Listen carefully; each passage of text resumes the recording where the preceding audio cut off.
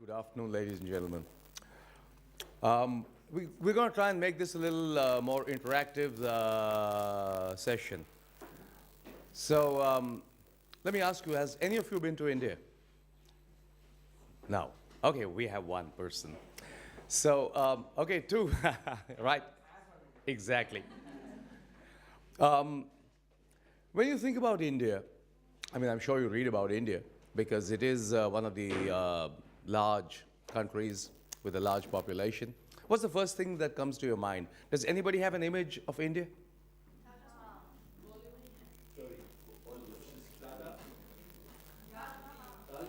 Taj Mahal, right? So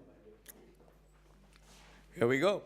So we have Tata, we have Taj Mahal, we have Bollywood, which in a way is what cultural diplomacy is all about. Spreading the word of what you stand for. To me, when I look at what the perceptions are about India, a few things come to mind. The first, of course, is Gandhi and Buddha. Peace is what this country has stood for years and continues to stand. And of course, the Taj Mahal. Then you have the tiger, which is a fast dwindling species. You have them being bred in captivity in various other countries, but roams free in India. Bollywood. It's amazing, you know. I was in London the other day and in Berlin again. Coming in from the airport, the taxi driver says, India? I said, yeah. So one is an Azerbaijani, the other one is a Canadian. And what do? They pull out a CD, put it in there, and it's Bollywood music. So this is where in a very different way, you're exporting this, globalizing this, connecting with the world through Bollywood, which might seem the lowest common denominator in certain cases, but is still very, it connects people. We had a film star called Raj Kapoor. Russia loved Raj Kapoor. I mean, his films were like the biggest hits in Russia. So there are so many levels at which you can connect. And then, of course, we have 1 billion plus people. This is Churchgate Station at rush hour. It's a picture from the National Geographic. It's an unending stream of humanity. 1.2 billion people. That's 1/7 of the global population of this earth. That's where Kiran and I come from. So, these were the ones that we did not delete, Kiran. Right. What are we talking about? Innovative nation branding. What are the key issues of branding a nation? What is its unique selling point? What differentiates it from any other country? Who is the audience you're talking to? What is the market you're appealing to? And at the end of the day, no matter how much you do your branding, globalization has made the consumer, it's a global market. So if I get something, you know, you can go onto Amazon.com, you can go onto eBay, and it doesn't matter where it's coming from. It'll be shipped right to your home. So while you talk about nations at one level and how to brand them, you must remember that there is a huge connect across the globe where it doesn't matter where it's coming from. If you want it, you can find it.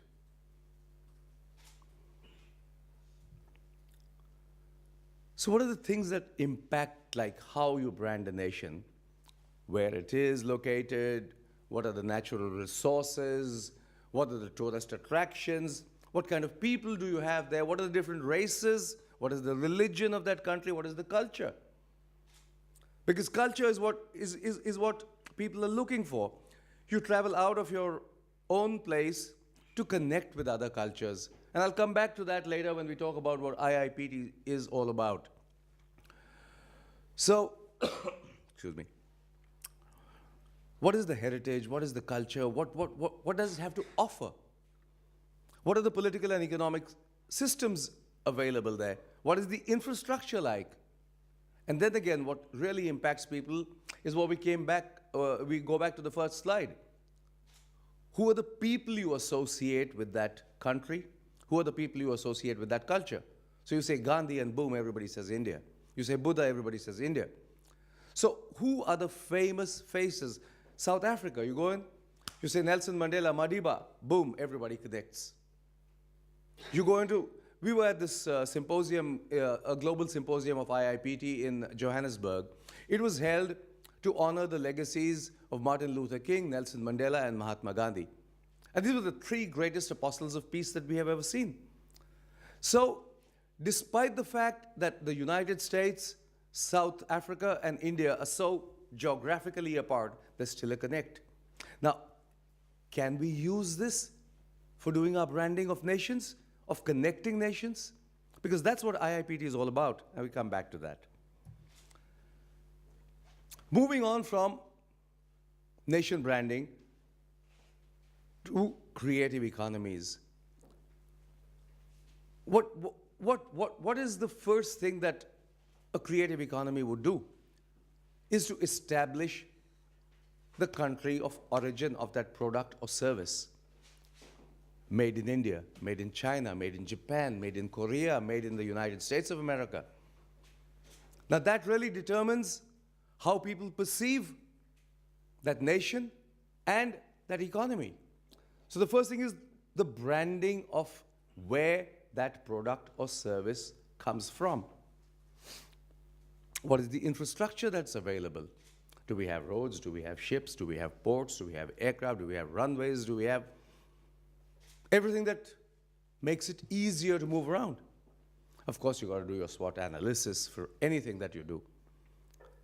At the end of the day, an economy needs to generate something that goes beyond monetary value. There's got to be an emotional quotient to it. There's got to be something that goes beyond mere commerce. When you do that, then there is a different kind of connect. It's not just about making money. It's about what value do you add to the world that we live in? As an economy, as a people, as a nation, as a culture.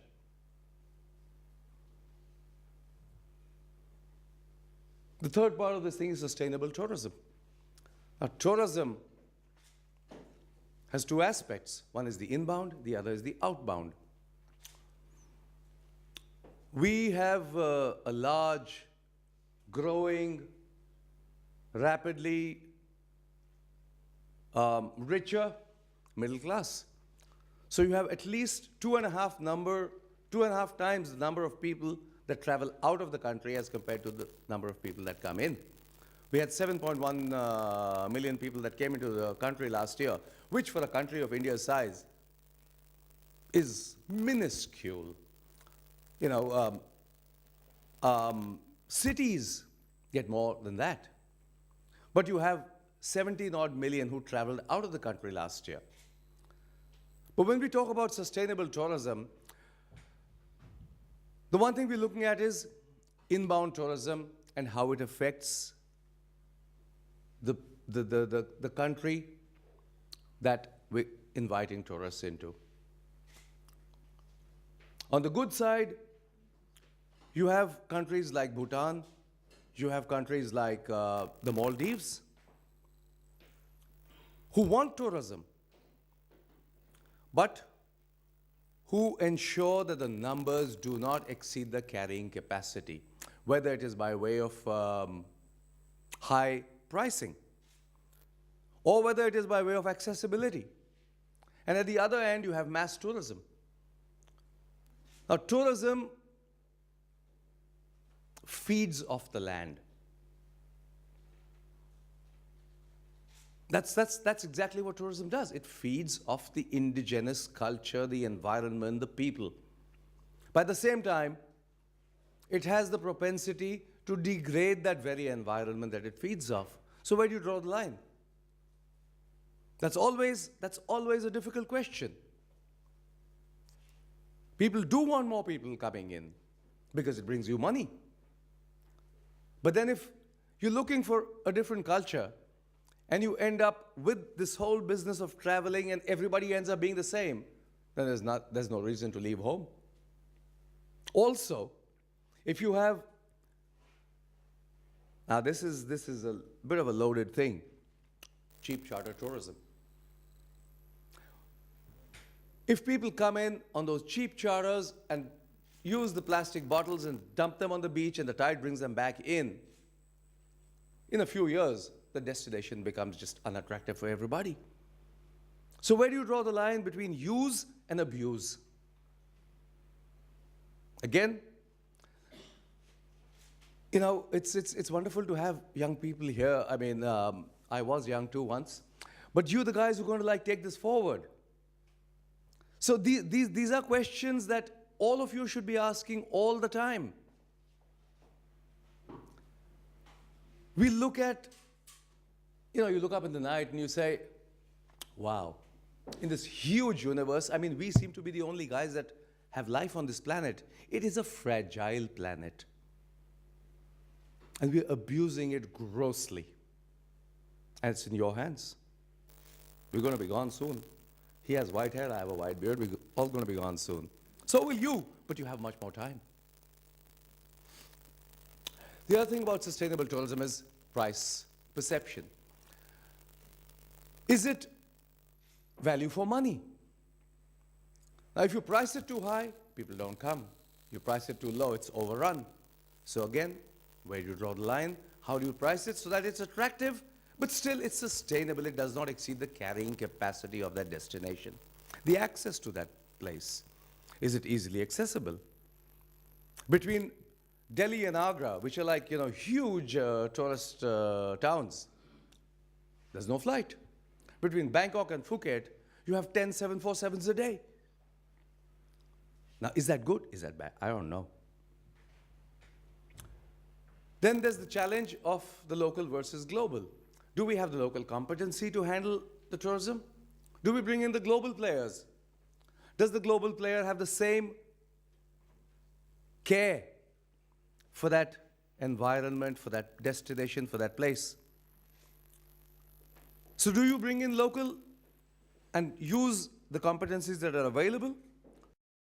Global players, and let them develop it, but also exploit it? I don't know.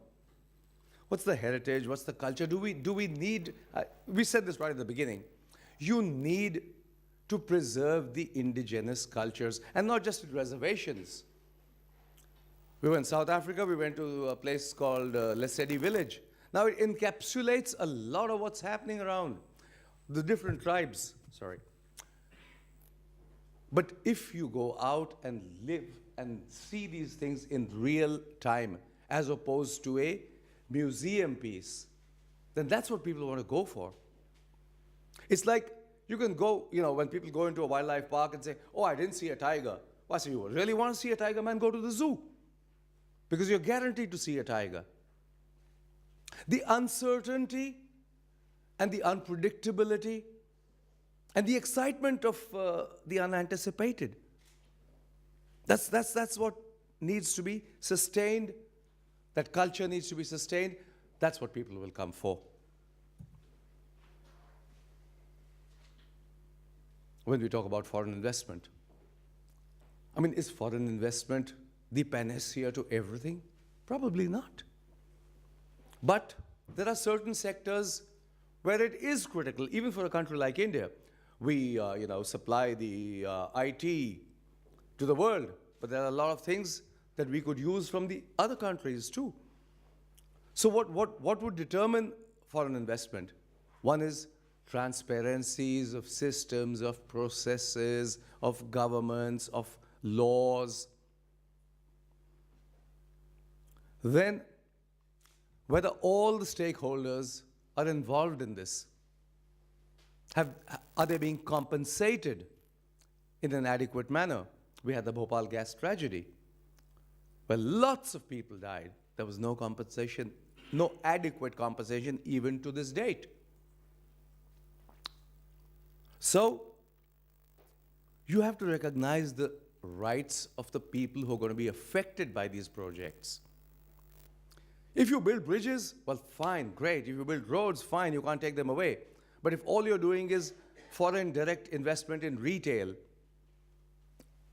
it can be pulled out anytime. I remember when I was a kid, you could get a canvas school bag and you could get canvas sneakers, which cost you nothing.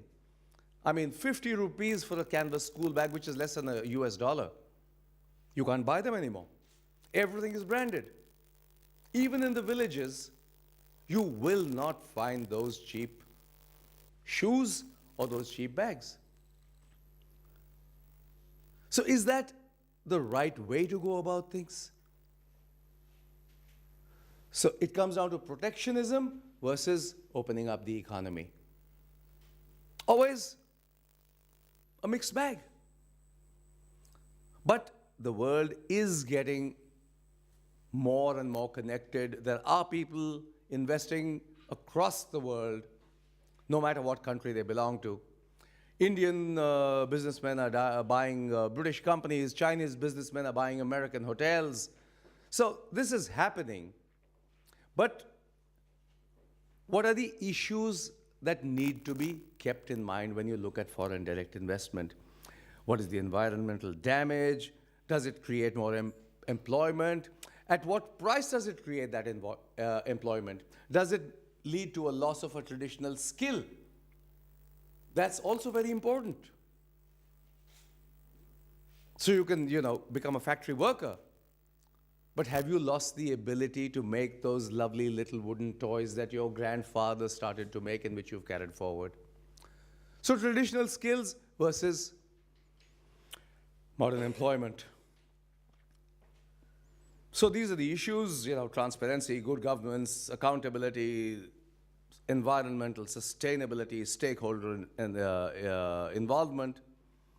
And this is something that the UNDP came up with.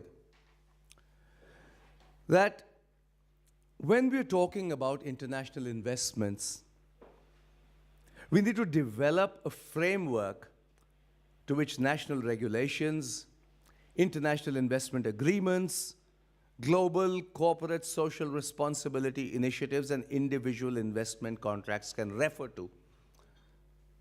It's not only about commerce.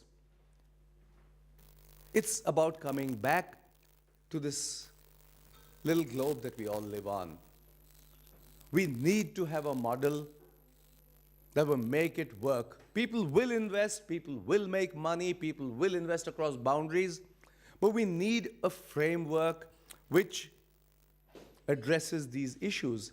And this we quote right from the UNDP Creative Economy Report, which says, there's an urgent need to find new development pathways that encourage creativity and innovation in the pursuit of inclusive, equitable, and sustainable growth and development.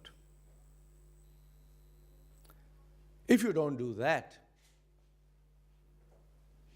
in the short term, everybody's happy. You got new roads, you got new malls, you got new whatever, new cars. But is it going to sustain? Is it going to be a happy situation in the longer term? That's what we need to think about.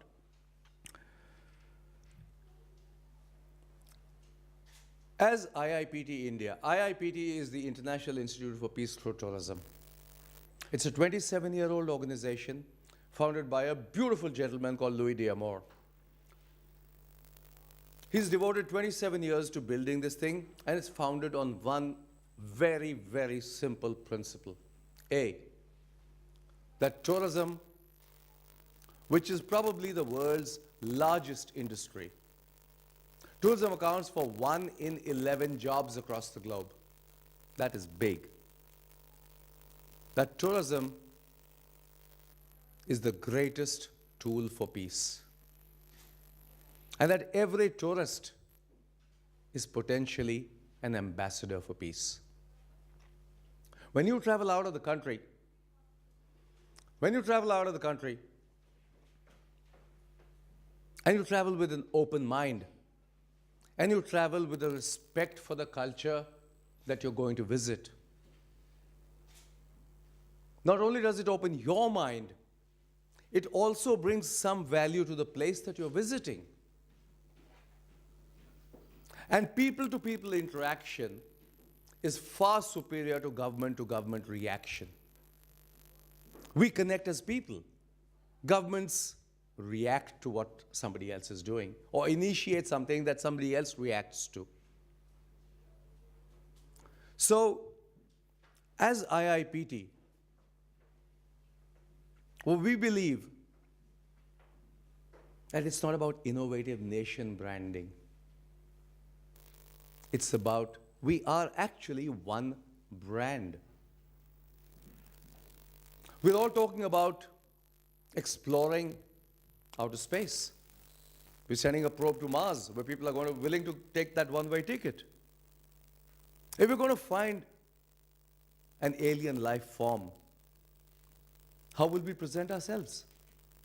As Germans, Indians, Koreans, Chinese, Japanese, or as the human race? So somewhere we have to understand that this is not about nation branding, it's about branding ourselves as a species, as the human race.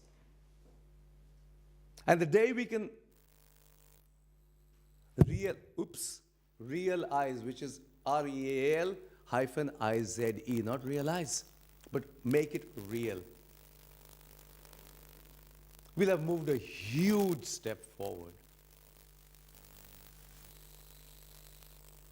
So, we're all global citizens. The definition of a tourist as defined by the UNWTO is a person who spends 24 hours or more outside his or her country, crosses the international boundary and spends their time. That's probably not the right definition. It probably needs to be looked at. Each of us is finally a tourist on this earth. When you're born, you check in. When you're gone, you're gone. But in the interim, you're a tourist. So live responsibly, enjoy your time on earth, enrich it in any little which way you can. How many of you believe in life after death? 1, 2, 3, 4, 5. And how many of you believe in life after birth?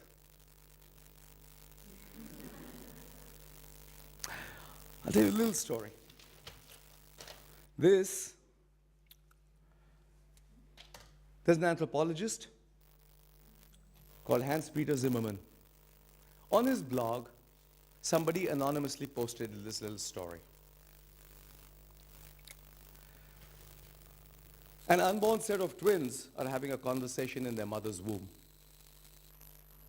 And one of them asks, "Tell me, do you believe in life after birth?" "Yeah, definitely.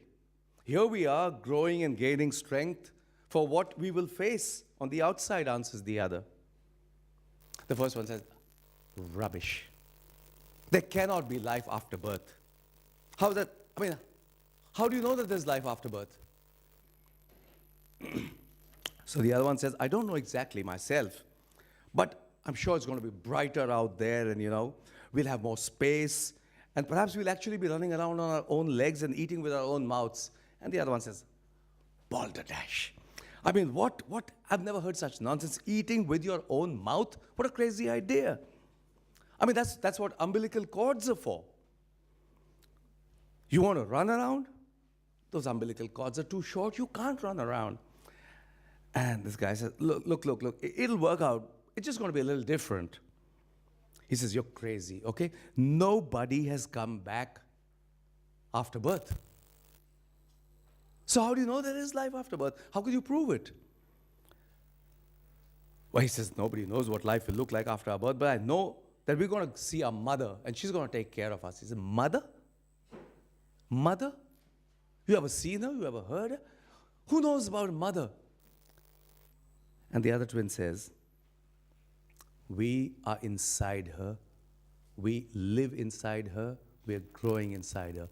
And if you are quiet, sometimes you will hear her singing, and you will hear the peace that she's sending to us through her body. So that's where we are. This is the mother that we're living in, and there is life after birth. Thank you very much, ladies and gentlemen.